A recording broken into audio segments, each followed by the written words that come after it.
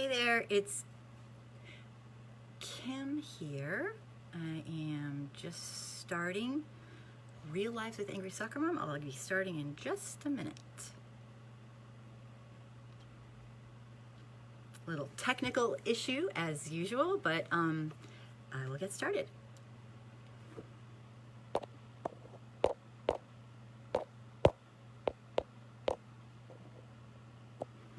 Hi Neil. Thanks for watching.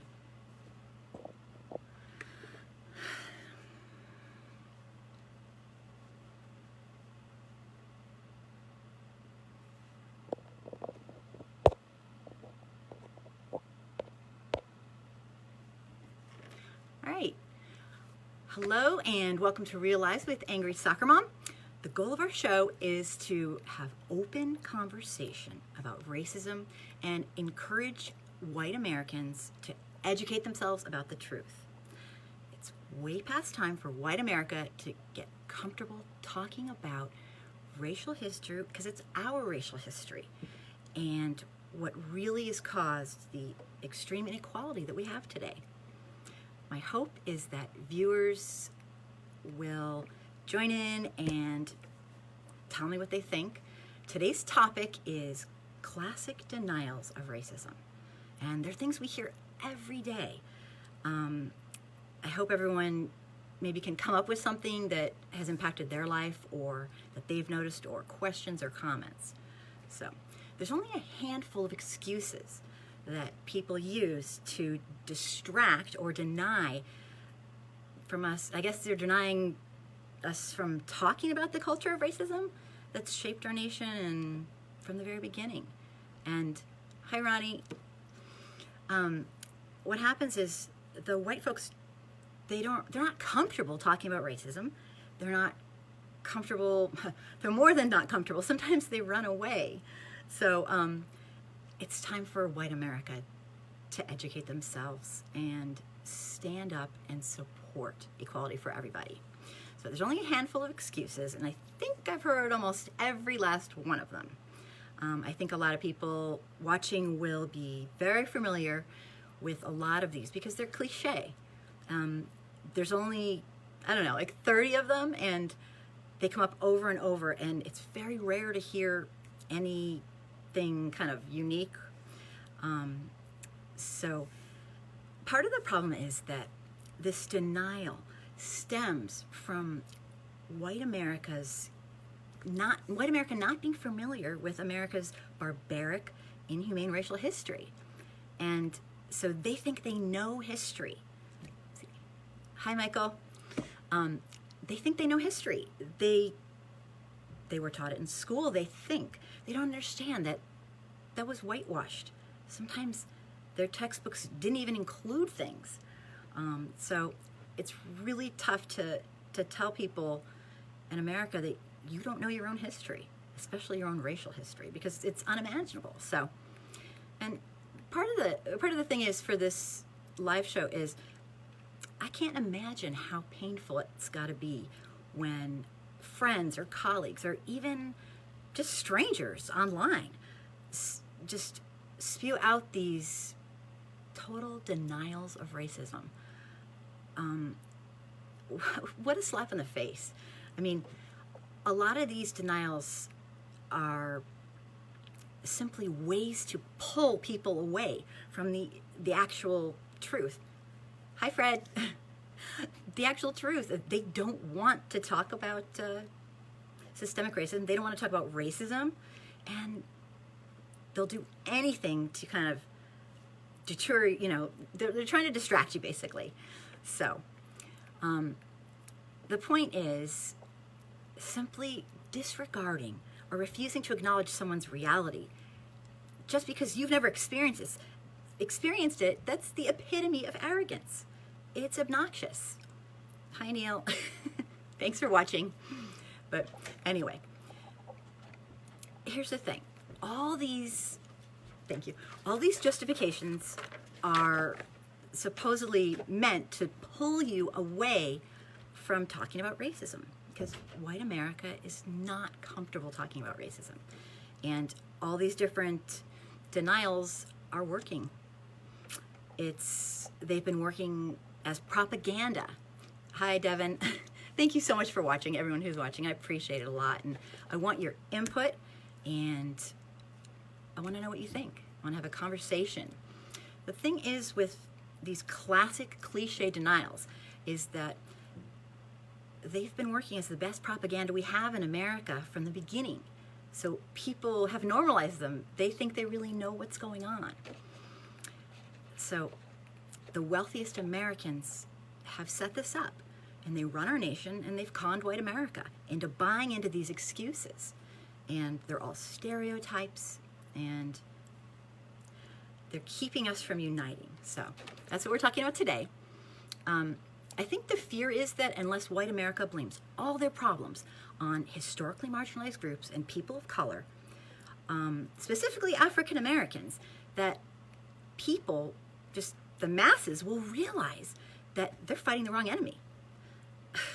It's the ones that buy off the politicians and buy their votes and work against the betterment of our society. They're the enemy.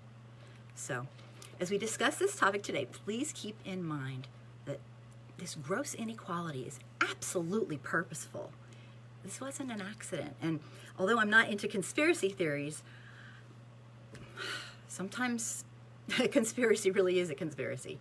You know, there's a reason why even the textbook writers in our nation have control over what's shown to students, you know, K through 12 for public schools. And there's a reason they really, really water it down. It's whitewashed history.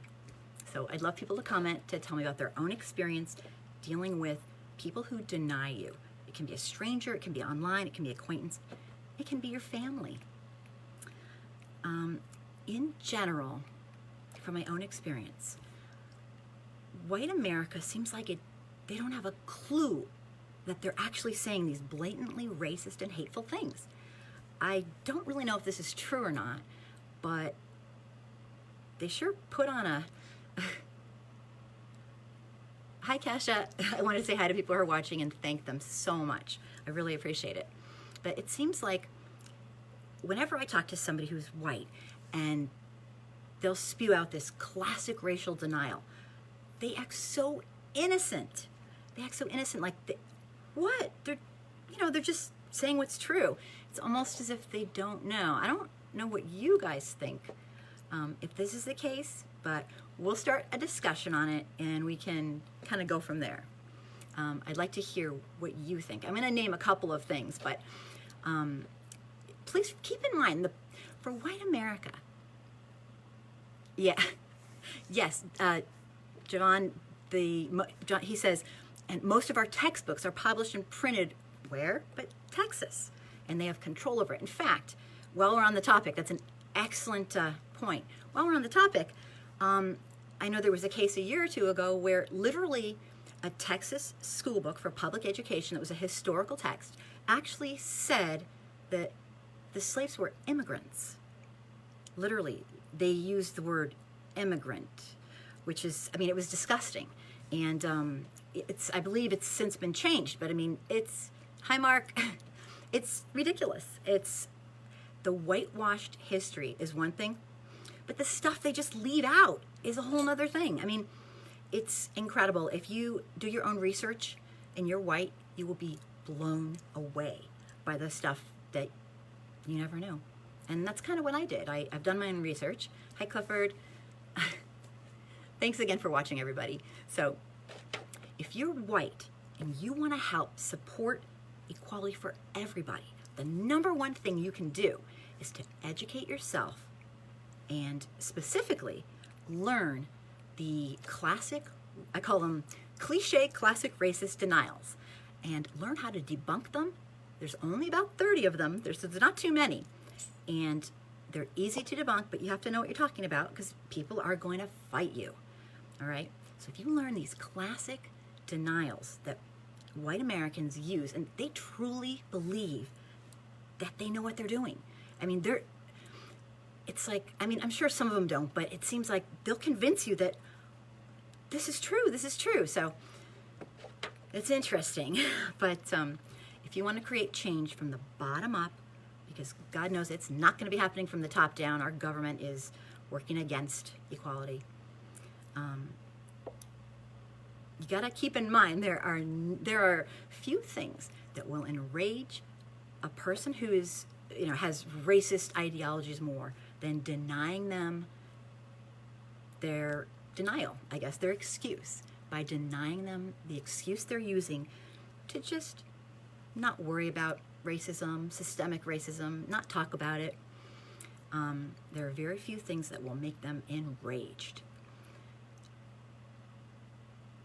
Let me see, Javon. I love how they have completely admitted the fact that almost every, let me just see this. I love how they've completely omitted the fact that almost every war fought in American soil was won with the aid from people of color. That's a huge point. Thank you for that. That is a huge point. Literally, people of color are written out of history. They have their own section, which is, they were the original builders of the United States. They were the people who made our country wealthy. They made our country the richest nation in the world.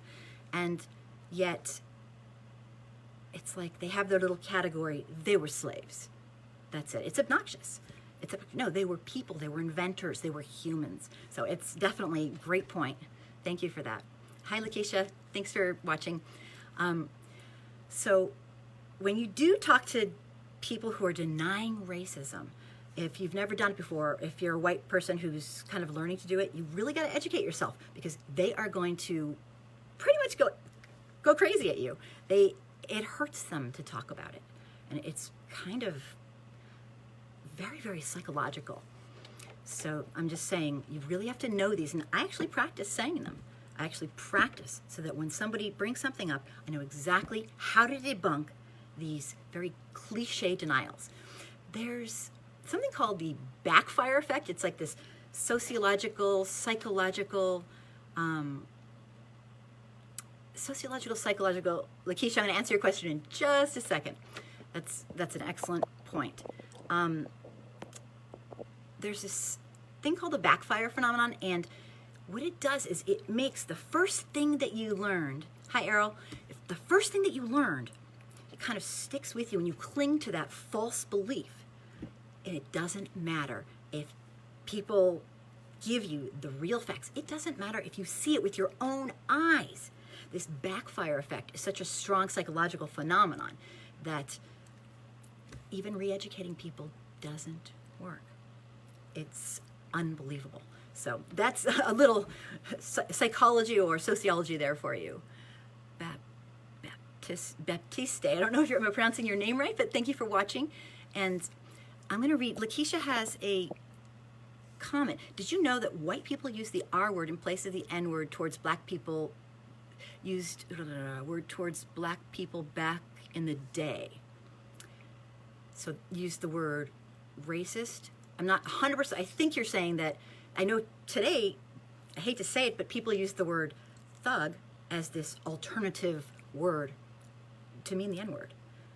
Nowadays, it's all code. But tell me more about what you're saying, because that sounds historical, and I want to know. I want to tell everybody. Know that people use the R word in place of the N word towards. Are you saying they call them racist? Tell me more, Lakeisha, because I want to know I want to know more what you're talking about.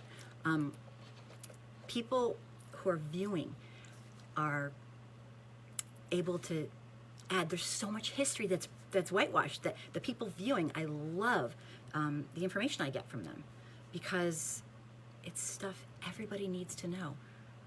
Centuries of whitewashed history, it's a lot to learn. I learn something new every day. So while you're thinking of examples of things that you might want to discuss that are classic cliche denials, I'm going to get the ball rolling by highlighting some denials that I personally have heard over and over again, and they drive me crazy. And again, if you're a white person watching, the number one thing you can do to help equality for everybody is to educate yourself. and educate yourself in the classic cliche denials and how to debunk them. Because when you do, you will be helping to write a history that has been whitewashed and wronged. So I am going to just go like this for a second. I'm still learning how to use all this stuff. And let me get started while people are thinking about what they want to talk about.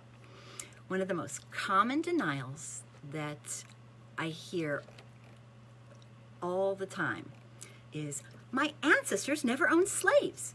I don't know if you guys have ever heard that, but I'm talking like weekly. Here's the thing, and I know most people know this, but if you don't, be ready to debunk this. It's ridiculous. Your relatives didn't have to own slaves for you to benefit from the free slave labor. They call it slave labor for a reason. Slaves were forced to build our nation's infrastructure. They made our nation wealthy. And white people today benefit from that in the form of a higher living standard overall in almost every category. So, and this doesn't mean that poor whites aren't having, economic inequality. It doesn't mean that if you're white and you're poor that, you should just, suck it up. And they're different things. They're very different things. And we'll definitely have a live show on that topic of being poor and white in America. But if your ancestors didn't own slaves, you took part, or they took part, and we do today, in the wealth that we have. Ah, Lakeisha, thank you. Black people were called that because they weren't allowed an education. And great point. What a lot of people don't know because of whitewashed history, thanks Lakeisha, is that in most states it was illegal for a slave to learn. Literally, it was in the books, illegal. And if you can't learn, just saying that sounds like, yeah, they could go sneak and learn. And I'm sure many did, but if you were caught, you could be killed.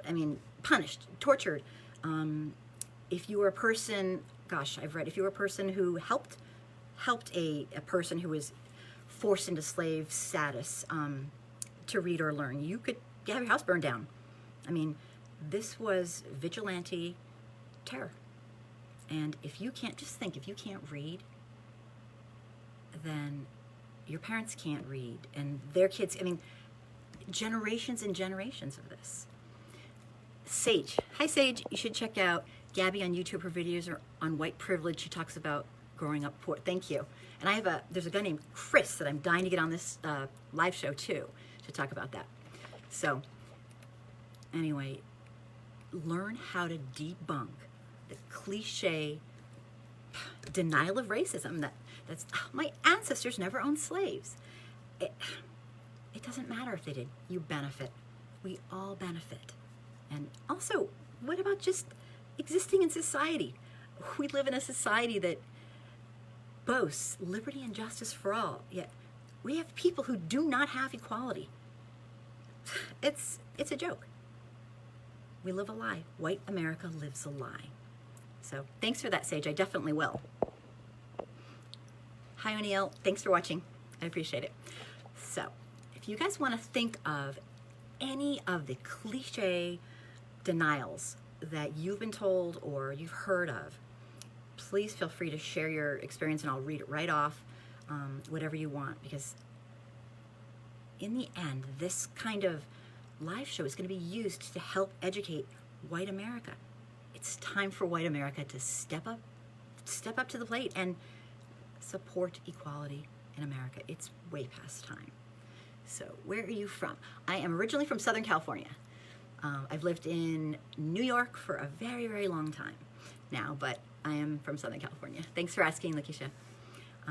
The next denial is one that I actually looked up and did some research on, because you'll get denials like these, and this is probably the most common one I've ever heard of. Hi, Antonio. Thanks for watching. And it is, only a small percentage of white people even owned slaves back then. Yep, the national, very good point, Sage. The national anthem was written by a slave owner, and the song was basically, and I think is it the fourth stanza that talks about how the person, he was not only a slave owner, but he spent a lot of his time as a litigator trying, thank you, Sage, trying to make sure abolitionists didn't get their way. And he wrote this song, and it is racist, and it's talking about how happy he is that some of the slaves that actually fought in the Civil War were being murdered. I mean, it's a sick thing. We have a racist national anthem. But anyway, thank you for that. So the other one that I wanted to talk about that is this cliche that I hear all the time is only a small percentage of white people ever owned slaves back then. First of all, that's not true. And secondly, here's the point. Our nation's entire economy was based on slavery. It was based on having a human be legally given the status of non-human so that we can use and abuse them for free labor. Yep, and the Battle of the Republic. Yep, thank you, Lakeisha. I appreciate that. Has anyone ever heard this denial over and over again? Because I seem to get it online a ton and in person. And it's some sort of attempt to justify slavery, saying that not that many people did it, so it's okay. I don't even get it. I'm not even sure how to answer that. Thanks. Or yes, they were deemed property. Yep, exactly. I was just reading. Sage wanted to say something. Let me see here. At my sister's graduation, the national anthem was playing, and I was the only person not standing up, and it was a bit scary, but I stuck. God, that's awesome. I understand at my kids' sports events. I will not, as a person who is supportive of equality for all in a nation that boasts liberty and justice for all, I will not stand for it. I will not. And I love Colin Kaepernick and what he's helped to do. He's a modern day hero in my mind. He is a modern day hero. And I know, Sage, I can't imagine being a person of color doing it. I know I refuse. I won't do it. And people stare at me and I don't care. But as a person of privilege, that's easy for me to say. Like, what are they going to do to me? So it's a totally different thing. But thanks, Sage. But you know what is really cool? And I have to tell you this, and I'm going to get in trouble for it, but a relative of mine just recently told me, maybe like 6 months ago, that last year, he never stood once for it. He will not stand for the Pledge of Allegiance until every single person of color in this nation has true equality and justice. So he's going to be sitting for a while, and I was incredibly proud of him, but I won't mention names. So anyway, that was just something he did. So, okay, let's get into talking about this denial, because this is a big one. Barely anybody even owned slaves. They didn't own property like that. I don't really know how to answer that. I really don't. I guess, what do I say? Like, okay, then it was no big deal? Or I don't know what to say. There was a viral post going around that claimed that, and I'll read it because it was it went around. At the peak of slavery in 1860, only 1.4% of Americans owned slaves. What your history book forgot to tell you is that 3,000 blacks owned a total of 20,000 slaves in the same year. Well, I politifact.com that in 5 seconds flat, and they had, bam, it's just completely false. It's not true. The truth is, that is a lie. And that, I have one more. Enroll Burton, Canal Street, New Orleans, slave-owning bankers. Yeah. The truth is that your history books are filled with whitewashed history, or many times they just leave out altogether the barbaric past. And if they have anything about people of color at all, it's in a little teeny section of they get their own section.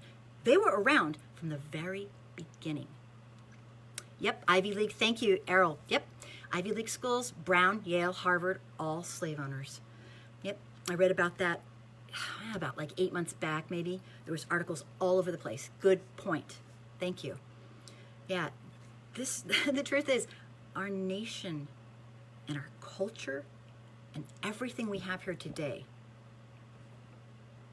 was based on inequality and racism, systemic racism. And I learn something new every day. Sorry about a bit off topic, and I was, Sage wants to, this is personal, and it's okay, I'll go off topic a little bit, that's fine.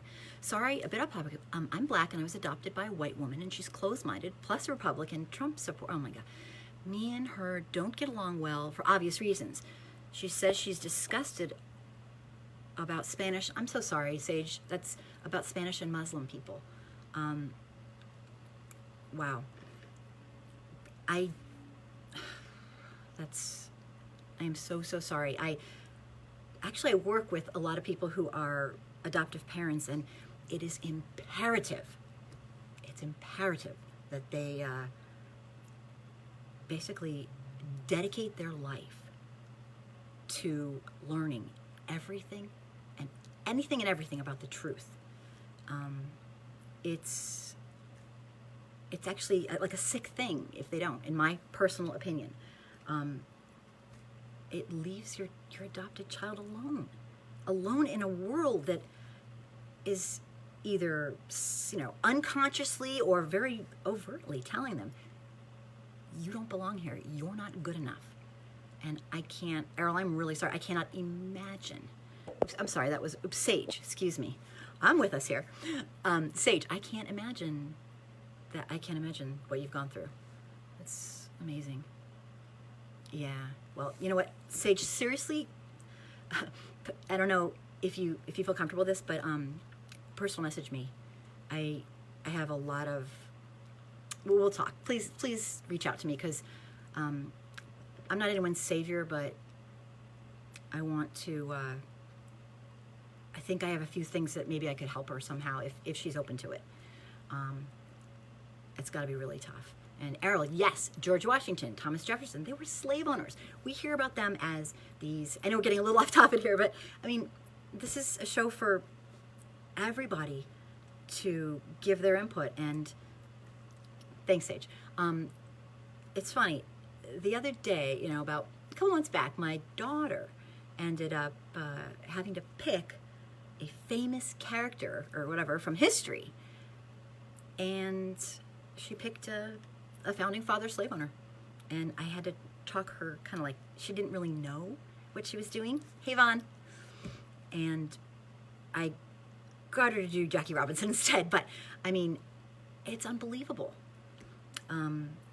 It's just unbelievable how we learn about these great founding fathers, but we don't hear the truth. And until our nation and white America can face the truth,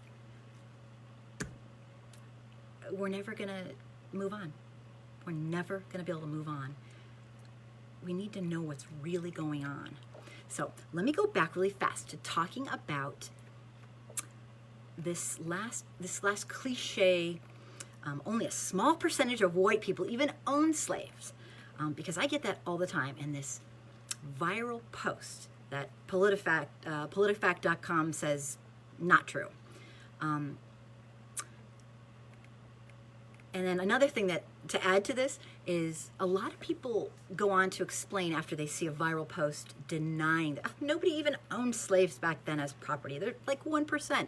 It's a total lie. It's simply a false statement. And then they go on to tell you how the North had no real ties to slavery. Well, the truth is the North was a codependent to the southern production of cotton. It's completely false. Our entire nation's economy was about slavery, and I'll explain why. And I looked up a little proof to kind of send the message home, I guess. What the North did was they developed a variety of businesses that benefit white people and support slavery staying legal. The North had textile factories, meat processing industries, bankers, insurance companies, shippers, cotton brokers. I mean, just to name a few. This was an entire country type thing, and a lot of people don't know that. They read like, oh, the North they didn't do anything. They were just, these innocent. It's not true. In 1840, the South grew 60% of the world's cotton. And in 1860, in that same time, nearly 4 million Americans were slaves, worth $3.5 billion, making them the largest single financial asset in the entire U.S. economy, worth more than all manufacturing and railroads combined. So, one crop, slave-grown cotton and picked, provided nearly half of the U.S. export earnings. This was something our nation did. Okay, this wasn't just a Southern thing. People want to deny. Hi, Steve. Oh, Steve has something to say. To respond to the falsity by those who said few owned slaves back then, good to read about why Missouri Compromise came about. Yes, and I'm going to have a whole live show on the Missouri Compromise. Thank you, Steve. Yep, and let me see if there's some other people. For these, Vaughn says, for these people who keep saying slavery wasn't that bad, it's funny how people forget that slaves built this country. Yeah, slavery wasn't that bad. How dare they? We're going to get into that kind of thing. So this 1860, I read about. Can I explain what's happening in Liberia? Yeah, I can't explain what's happening in Liberia, Russell, but what happened and what is still happening. But I can definitely do a live show on that. I've been following it, and I know the United Nations is very much involved, and a lot of people are saying they're going to do something, but talk's cheap, and I'd be happy to do a live show on that. That's a devastating stuff. I can't really explain it because, basically it's slavery, modern time slavery that's occurring in the open. So that'll be a whole nother show. But what I found was, and I know you can't really see it, I'll put it up here. I found the actual copy. I'll put it right there. What I'm reading right here is the Southern states of the United States, a copy of, taken from the census. And this is, and I don't know if you can see this. Do you see all those, the dark, and I encourage everybody to look this up. See the dark spots and the dark spaces? This is the small amount of slavery from the actual census. This is from a document that our nation put out. It's on archive, and I saw a copy of it. Yeah, it's not looking like, yeah. So, the propaganda is real, and the denial is real. So, and I'm going to take Russell. It's crazy and eye-opening on what we truly did to make up for what we did. It's pretty atrocious. I think, Russell, you might be talking about just the lies and the propaganda and the denial that comes from the wealthiest people in America who have a very large stake in keeping racism on the systemic level alive and thriving in this nation. So, absolutely. Can anyone think of some denials that they've been told? There are so many of them. But then it stops. You don't hear them over and over and over again. It's just the same ones. The same ones. It's for people who just can't fathom the fact that our history in America is barbaric. Our racial history is unconscionable. So, another one, aside from practically nobody owned slaves even, so, is that I get pretty much weekly from white America is, what about black on black crime? And here's the thing. You hear it all the time, but black on black crime is not really a thing. It's more of a distraction. It's more of a stereotype. It's propaganda that has been put out to make it so we avoid talking about systemic racism. According to our own government's FBI uniform crime reporting data, and this is out of 2016, approximately 90% of black victims of homicide were killed by other blacks, and 84%, and this is from our government, percent of whites were killed by other whites. That's pretty darn close. Yes, and Lakeisha, that's my favorite one. Lakeisha says, they say they got black friends. How can I be racist? It's the one that just makes me want to scream. But yes, I'm getting to that one. Thank you. It's the one, what we're talking about right now is this black on black crime myth, propaganda. And they say, look at Chicago. I mean, they do it all the time. Do you ever wonder why you've never heard the term white on white crime? I mean, most white crime happens in white areas. And it's a diversion. Yep. People don't want to talk about the fact that our nation was built on genocide and enslaving, forcing human beings to be property. Lewis, the police and media try to deny John Lee Cowell was a race. Denying racism is, I don't know. I heard someone say denying racism is the new racism. That's why these classic cliche denials are unbelievable, because on so many levels, not just that they're absolutely false and that they're ahistorical and they're obnoxious, but they're coming from people who do not know our nation's racial history. They're coming from people who don't know their own racial history, and they don't want to know it. They don't want to know it. I mean, it's out there for everyone to see. So, Errol, I saw white people brawling on Facebook. I'm not sure what you mean, but clarify that, and I will definitely speak to that. There's just so much going on right now. Not 100% sure what you're talking about, but it's white America is extremely uncomfortable talking about race, racism, and they will go to incredible means to not talk about it. And it's absolutely the opposite of what needs to happen. So I'm going to go on a little bit more about what about black on black crime? It's an obnoxious, cliche, classic denial. The percentages are actually pretty close for white and people of color. There's no epidemic of black people being criminals. That's just racist. And plus, even if there was, one issue doesn't invalidate the other.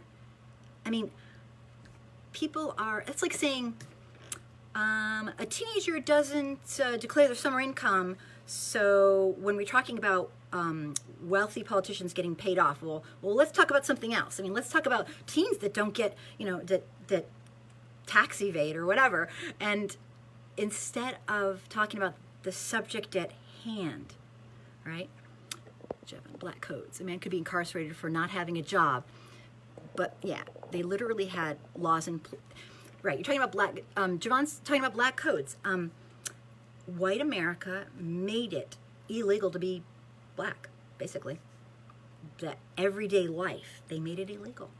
So that if you were caught doing a variety of everyday things, you could be taken, and we're definitely going to have a live show on that, because black codes are completely misunderstood by a lot of people. In fact, most don't even know what they are, most white Americans. So they need to get educated. So the fact is about, saying, what about black on black crime? It's just a distraction. It's a complete distraction from the fact that our nation was created and our culture is based on white supremacy. So, and Errol, right, I think what Errol's trying to say, and you can please correct me if I'm wrong, is that when emancipation happened, they weren't going to let those people actually be humans. Are you kidding me? So a lot of times people say what just happened was it changed in form.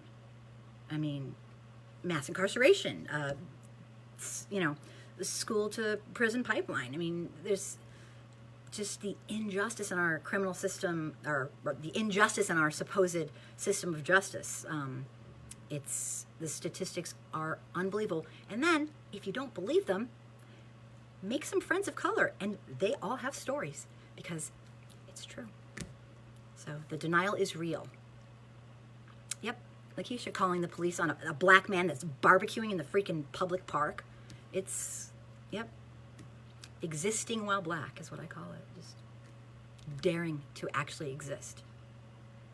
When the truth is, most indigenous, brown, black people who are here and have been here for a long time have been here before most Europeans came even. I mean, their families have been here for years and years. It's ludicrous. America's neighborhoods have been very, very segregated, and although that's been a big, big issue for a long time, trying to desegregate, people who are criminals tend to do crimes in their own neighborhood.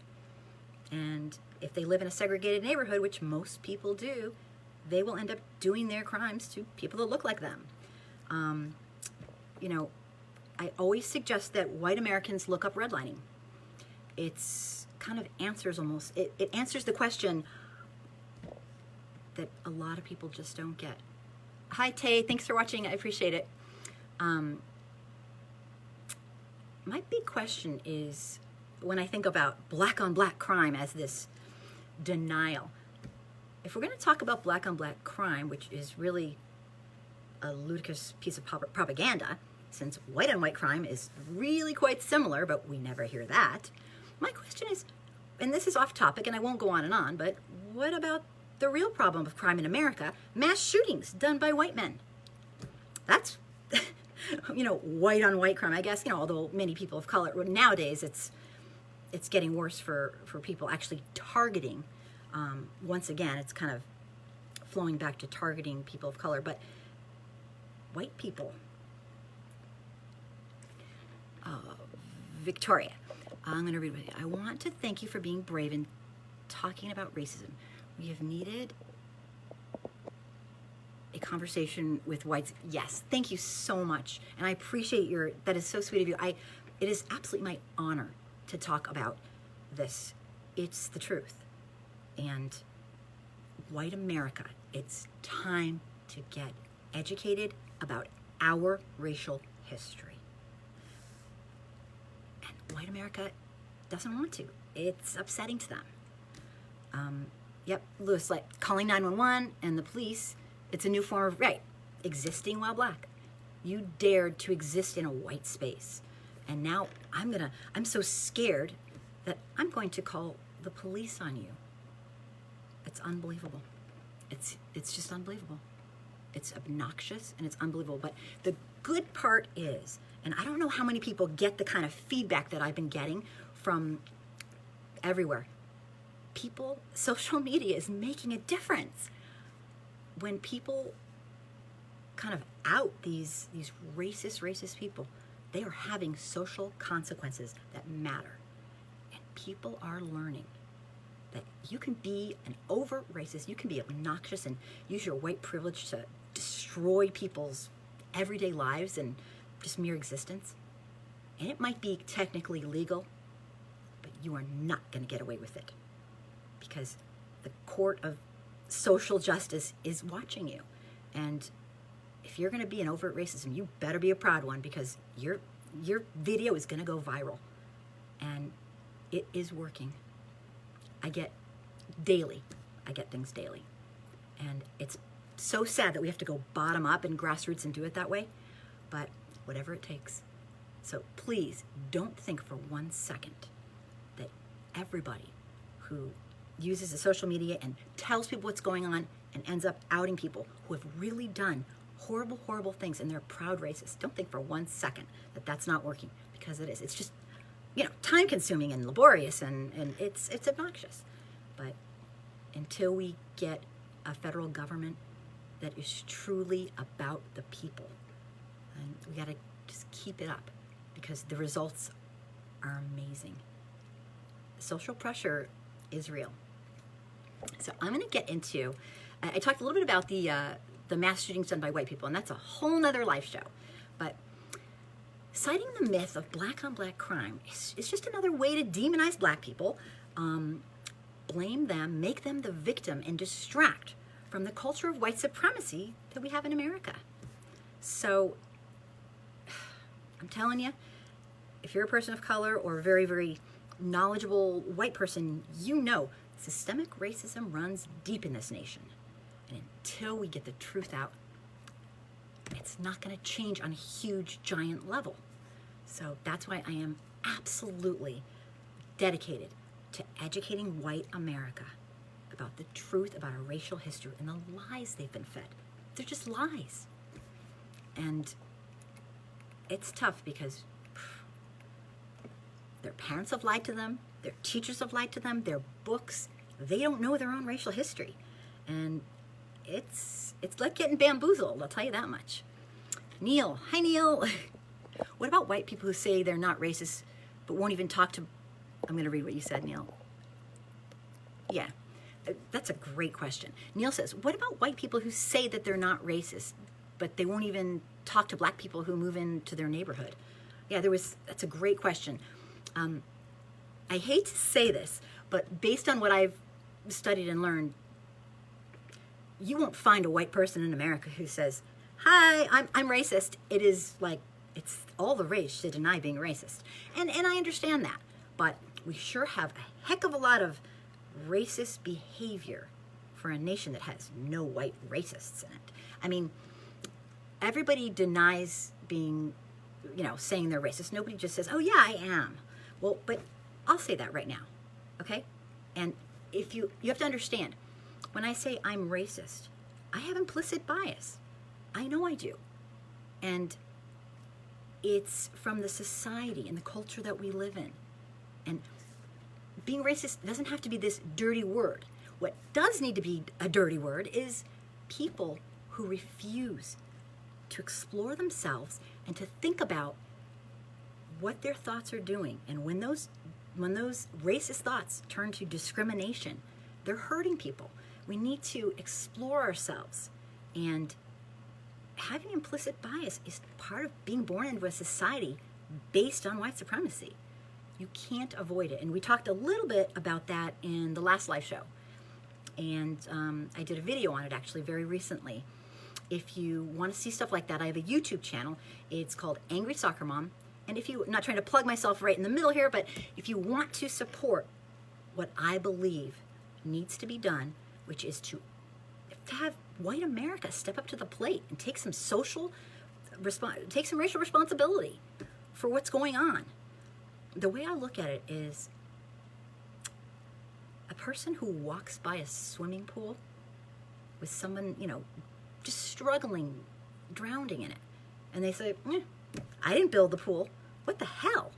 That's obnoxious. Or I didn't shove them in.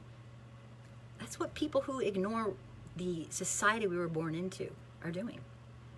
They're basically saying, well, I just got born into it, so, it's the norm. And it's not okay. A lot of people, Neil, say, as you know, I'm not, and there's another one, I'm not racist, but, and nothing good ever comes after that but. It just doesn't. So, all right, so let's get into another one.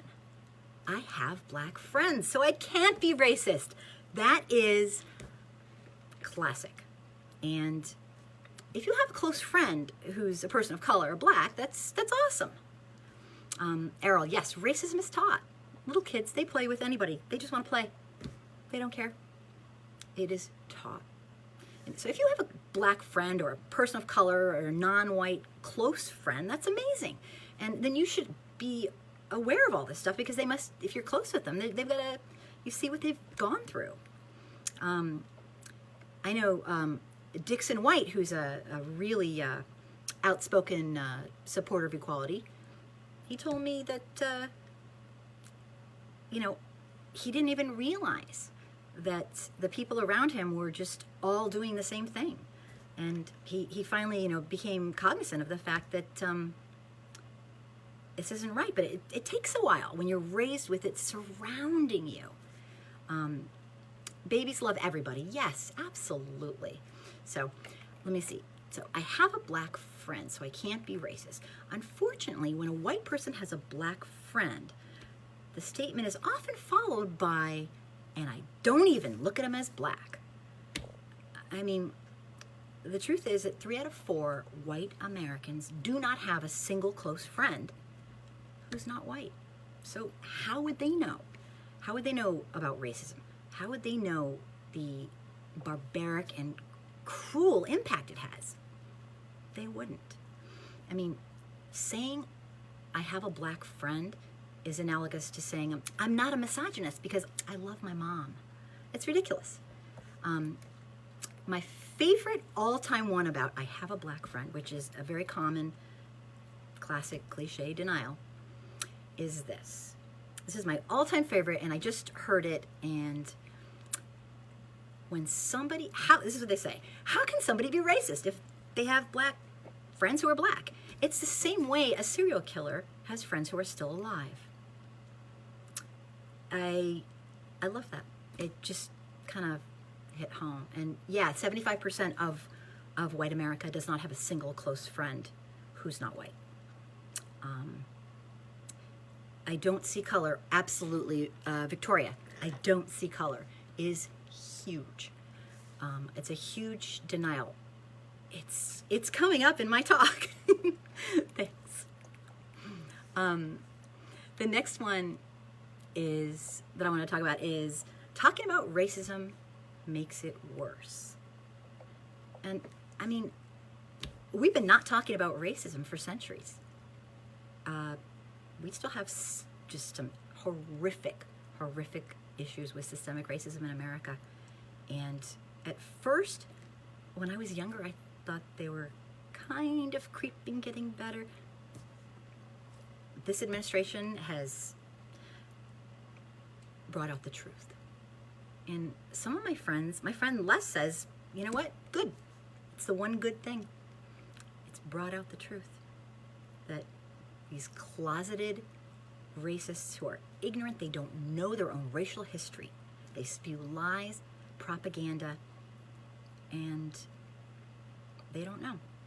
I started something with my last post. Check it out. Okay, I will, Errol. Not talking about racism in America hasn't helped a bit. It's made it worse. In fact, it's so interesting. When I run, ignoring it is what people want, right? Javon, ignoring it is what people want. White people want to ignore it because they're so damn uncomfortable with it. They want people to ignore it. But it is incredible. I talked last time about, I was pointing out someone who was black because they were way, way, way over there, and the person I was talking to couldn't see who I was talking to. So I said, oh, it's the person over there. They're the black person right there. They're like, oh, don't say it. I said the B word. I mean, and I talked about that in the last live show. My God. It's like they know. They know you're the one who has a problem with it. It's unbelievable. One night I was at a restaurant and I was having a discussion about race relations, as I do often, and I kind of jokingly involved the waitress. Big mistake. She literally ran away. She left. I mean, like with this horrible, like, fear in her eyes. It was surreal. I kid you not. I wish I could have videoed it. It was, I'm not to be cruel, but I just was kind of like trying to involve her in the conversation, you know? And the next time I went there, I jokingly threatened that I was going to do the same thing because it was the same waitress. And I just wanted to see, like, is this for real? Like, will it work again? But I'm not into being, you know, like, evil, but it's like, I didn't want to make it like it a social experiment for me, but I got to say, the bottom line is that talking about racism is the one thing that white America needs to do. They need to start talking about it, getting comfortable talking about it. Jane Elliott from the Blue Eyes, Brown Eyes social experiment, who is a huge supporter of equality, says that, how would you like to be treated the way we treat people of color in America? And to me, that just says it all. It just says it all. Even the worst racist denier has nothing to say to that. I mean, the truth is that we live in a nation that was built on, became rich from the near genocide of the native people who live here. And we were made wealthy off the backs of brown, black, and indigenous people who were forced into a non-human status. Denying systemic racism it's obnoxious. It's really obnoxious. White America, if you truly want equality for everybody, if you truly are a person who supports liberty and justice for all, the number one thing you can do is educate yourself in the real history, the real racial history of this nation. Learn about it, study it, and learn all these different excuses, classic denials that people use every single day to not talk about the truth about our nation's racism. Learn how to debunk them, and learn how to talk to your neighbors, your friends, your family, and don't stop talking about it until they learn. It's going to have to be bottom-up grassroots, because our nation is not going to do some top-down stuff with the government. They're working against us, obviously, and in horrible ways. So I'm going to try to end this live show right here. I have skipped a couple of areas that I wanted to get into, and I might add them into another one. I wanted to thank everybody who watched and give a few, thank yous for people who participated. If you believe it's time for white America to take some racial responsibility, please support my efforts by watching the show, teaching people, educating yourself, and getting your white friends and family and colleagues and, heck, just strangers, get them to educate themselves. If you'd like, I run a YouTube channel called Angry Soccer Mom, and it's all about educating white America so that white Americans can help support all the great work to get equality that people of color are doing. It's time for us to step up to the plate and start learning to talk about racism. If you're interested in educating yourself through support groups, I have online communities that I do. Please personal message me, and I would be happy to share some of the platforms I do so that you can choose one that's best for you. And lastly, please share this with your friends. The goal of the show is to spotlight the truth about our culture of white supremacy and get a heterogeneous group of people talking, and have white America right smack in the middle so that they can learn how to stand up and support equality for everybody. So I have another show coming this Sunday. I am open to topics, suggestions, ideas. Please spread the word that it's time for white America to take racial responsibility and understand our own history and start talking about it comfortably. So thank you so much for watching, and feel free to keep, I'm gonna end our program today, but I'm gonna be online looking for questions and comments about anything. And we gotta get white America talking, because we need to take some responsibility. All right, thank you for watching.